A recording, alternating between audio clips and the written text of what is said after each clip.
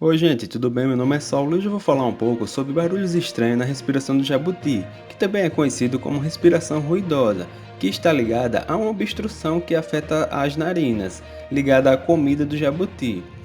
Nem sempre é infecção respiratórias que fazem esses barulhos estranhos.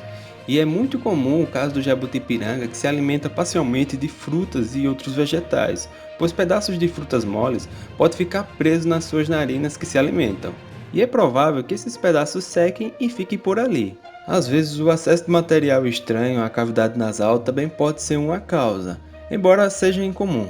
Apesar de ser difícil, mas grãos finos de areia podem ter esse efeito, e essa é a razão pela qual os répteis não devem usar esse substrato, pois podem entrar na cavidade nasal, causando irritação e secreção.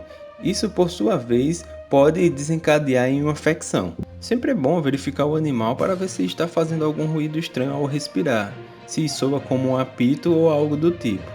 Conhecer bem o jabuti e compreender os seus hábitos e comportamento irá ajudá-lo a identificar qualquer alteração e quaisquer potenciais problemas de saúde.